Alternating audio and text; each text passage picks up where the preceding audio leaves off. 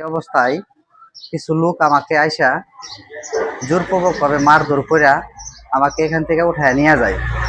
নিয়ে যায় একটা পাশের বিল্ডিং এ ৫ তলায় আটক রাইখা আমাকে ১০ লক্ষ টাকার মুক্তিপণ দাবি করে। সেক্ষেত্রে একটু কথাবার্তা বইলা আমি আমার ক্যাশের যে টাকা ছিল ৭,৮০,০০০ টাকা ওইটা নিয়ে নিছে, আরো ৩ লক্ষ টাকা দাবি করছে। তো শহীদুল্লাহ শহীদ নামের এক লোক জড়িত মানে ও গুন্ডা ভাড়া করে এখানে নিয়ে আসছে। তারপর এই ঘটনাগুলো ঘটাইছে আমার সাথে। এর সাথে আমার বউ জড়িত থাকতে পারে আমি সন্দেহজনক নিছি।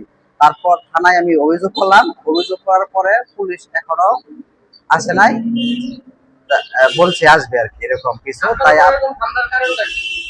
আমার এখানে আমার কারণটা আমি সঠিক বুঝতে পারলাম না। ওর শহীদুল্লাহ সঠিক শহীদুল্লাহ শহীদের সাথে কি সূত্রতা আমি জানি না, কিন্তু আমাকে এরকম ভাবে হ্যারাসমেন্ট করছে, অনেক মারধরও করছে।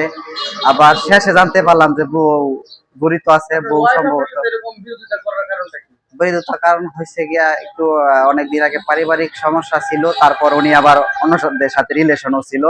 এখন ওই শহীদুল্লাহ শহীদের সাথে কিভাবে হাত মিলে আমাকে আটক করছে আমি সঠিক আমি জানি না। আমাকে অনেক মারধর করছে।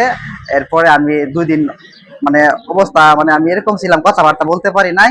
তারপর ২ দিন পরে সামাজিক মানে সমাজের যে মাধ্যমে গণ্যমান্য ব্যক্তির লোকেরা আমাকে পরামর্শ দেওয়া উপজেলা স্বাস্থ্য কমপ্লেক্সে পাঠানো হয়। পাঠানোর পর আমি চিকিৎসা করে যে আমার এখানে ডকুমেন্টস আছে, আমি এই কালকে আগে হ্যাঁ কালকে সন্ধ্যা বিকালবেলা একটু সুস্থ মতো আমি কথাবার্তা বলতে পারি আর কি। টাকা ছাড়া নিচে 2টা ফোন নিয়ে নিছে। আর আমার ক্ষতি হয়েছে কি, এই যে আমার হাতের এই যে মারধর করছি যে দাগ, এই যে দাগ, আর এই পাশে যে এত বাইরেছে আমার এই সাইডটা মানে একদম হয়ে রয়েছে আর কি, রক্ত জমাট হয়ে রয়েছে।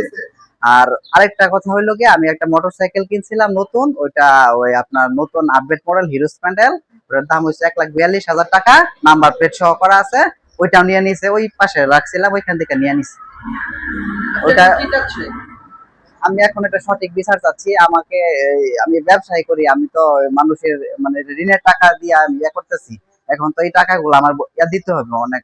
আমি টাকাগুলো কই থেকে কি করবো আমি করতে পারতাছি না। আমি আমার কত টাকা নিচ্ছে? ৭,৮০,০০০ টাকা। আর মোটরসাইকেল 2টা মোট ফোন সব মিলিয়ে কি আপনি আপনার জীবনের নিরাপত্তা এবং ব্যবসা প্রতিষ্ঠানের নিরাপত্তা চান কিনা? হ্যাঁ, নিরাপত্তাহীনতায় ভুগছেন কিনা? হ্যাঁ, এখন আমার তো নিরাপত্তা নাই। আমাকে নিরাপত্তা দেওয়ার জন্য মানে আপনাদের সাথে সম্মুখীন হওয়ার কারণ হচ্ছে আমার জীবনে কোনো নিরাপত্তা নাই। আমি নিরাপত্তা দাবি চাই। আমার জানের একটা আছে তো, যে কোনো মুহূর্তে আমাকে রাস্তাঘাটে ফেলাই আছে করতে পারে। আগেও কয়েকবার হুমকি টুমকি দিছে, এরকম প্রমাণ আছে আর কি আমার কাছে।